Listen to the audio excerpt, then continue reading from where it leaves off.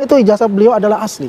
Belum ada satu putusan pengadilan yang kemudian menyatakan tentang keaslian tentang ijazah tersebut. Mana buktinya tercemar gitu. Sejak diucapkan kalimat-kalimat tentang ijazah palsu itu, mana bukti dihina sehina-hinanya. Jadi begini, kalau kita bicara identik ya, kan itu ada perbandingan dengan ijazah asli ya dari teman-teman beliau kan. Itu sebetulnya sama aja kalau kita bilang asli dan identik kan. Institusi yang mengeluarkan ijazah itu adalah Universitas Gadjah Mada. Dan dia mengatakan nih, terakhir Rektor Ibu Ovalia, itu asli, ada 8 poin. Dia katakan pertama itu ijazah beliau adalah asli. Mana buktinya tercemar gitu. Sejak diucapkan kalimat-kalimat tentang ijazah palsu itu, apakah kemudian beliau pemilik ijazah ini kemudian reputasinya menjadi turun, nama baiknya menjadi hancur, atau kemudian mana bukti dihina sehina-hinanya. Bareskrim mengatakan identik, terus kemudian UGM mengatakan asli gitu ya. Tetapi bahwa itu belum ada satu putusan pengadilan yang kemudian menyatakan tentang keaslian tentang ijazah tersebut. Meskipun kemudian Bareskrim mengatakan adalah itu identik, bahwa identik tidak sama dengan asli, tidak sama dengan otentik. Maka ada yang...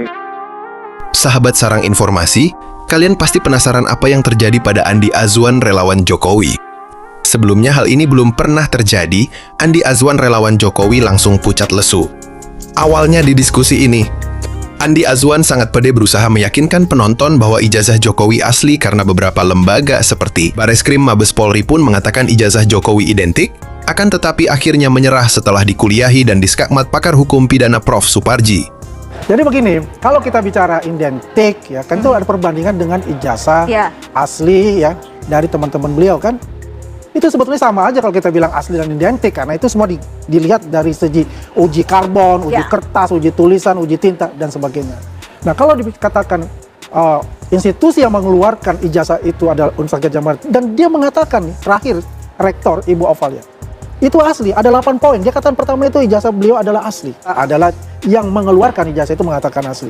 Nah, itu tinggal diuji aja. Baik, kita tanyakan dulu kepada Prof. Suparji. Jika Anda melihatnya apakah memang betul untuk melanjutkan persidangan ini, ya pertama itu adalah keaslian dari ijazah tersebut harus dibuktikan terlebih dahulu, Prof. Nah, yang kedua, bahwa apakah ijazahnya ini harus dibuktikan keasliannya, sehingga kemudian baru berbicara tentang unsur-unsurnya. Apakah ada fitnah, apakah ada penghinaan, apakah ada pencemaran nama baik, atau kemudian manipulasi data 32, 35 Undang-Undang ITE.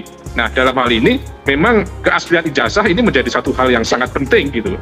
Karena kalau seandainya bahwa nanti ijazah itu terbukti asli, maka ya berarti omongan-omongan yang menyebutkan palsu maka dapat dikategorikan sebagai pencemaran nama baik, sebagai fitnah atau kemudian penghinaan. Meskipun kemudian akan terjadi perdebatan bahwa ketika menyampaikan tentang keberadaan ijazah dalam konteks misalnya perspektif kepalsuan demi membela kepentingan umum, bahwa ketika misalnya ijazahnya itu tidak bisa dibuktikan keasliannya di dalam persidangan, ya lagi-lagi akan muncul permasalahan menjadi tidak terang benderang perkaranya. Bahwa misalnya ketika menggunakan pasal tentang pencemaran nama baik gitu, ini juga nanti akan diidentifikasi mana buktinya tercemar gitu. Sejak diucapkan kalimat-kalimat tentang ijazah palsu itu, apakah kemudian beliau pemilik ijazah ini kemudian reputasinya menjadi turun, nama baiknya menjadi hancur, atau kemudian mana bukti dihina sehina-hinanya.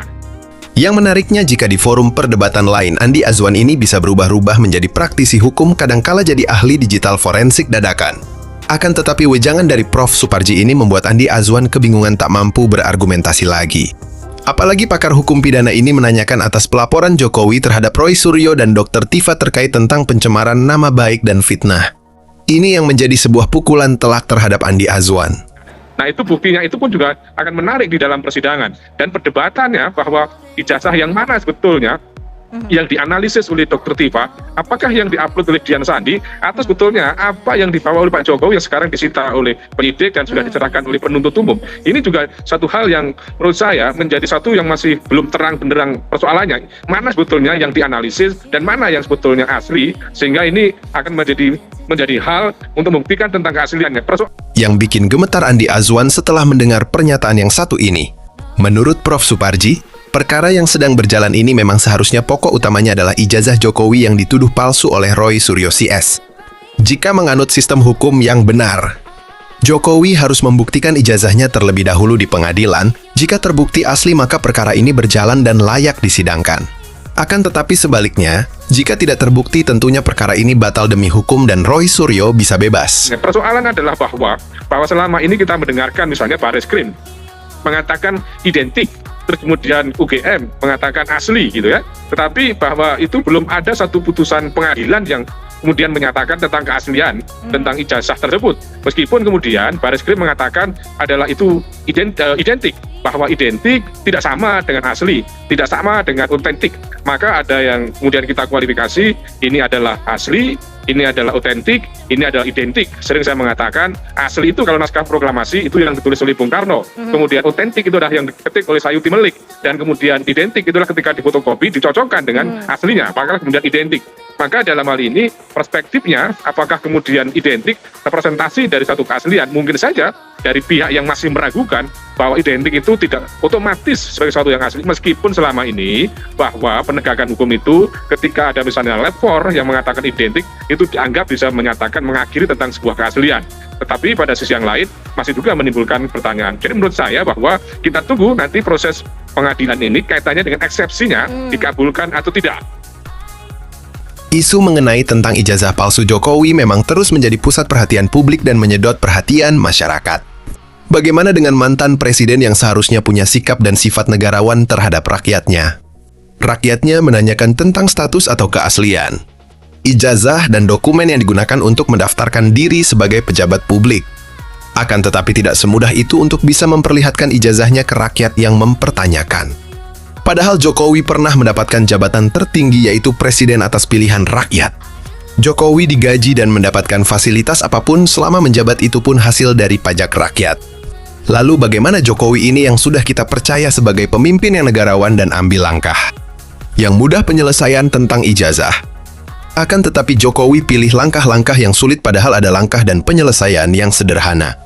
Apakah Jokowi berniat untuk memenjarakan rakyatnya padahal hanya karena selembar kertas ijazah yang seharusnya itu merupakan suatu kebanggaan? Jika menurut kita ijazah adalah sebuah kebanggaan tersendiri bagi seseorang yang berhasil menempuh pendidikan. Akan tetapi jika kita menyikapi langkah yang diambil Jokowi, ijazah seakan-akan seperti aib yang memalukan. Kesimpulan yang sangat sederhana dengan Jokowi tidak mau menunjukkan ijazahnya kecuali di pengadilan.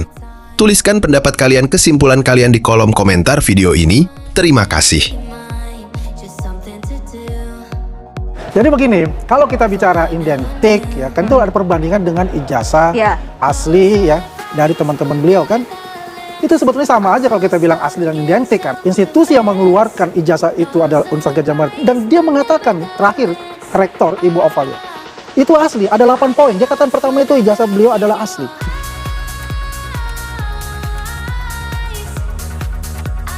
Mana buktinya tercemar gitu.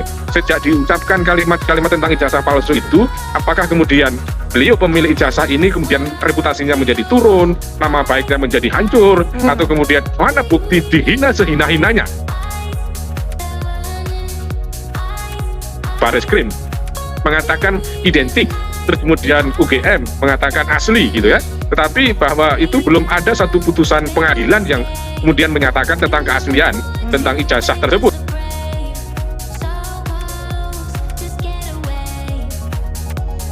Meskipun kemudian Bareskrim mengatakan adalah itu identik, bahwa identik tidak sama dengan asli, tidak sama dengan otentik.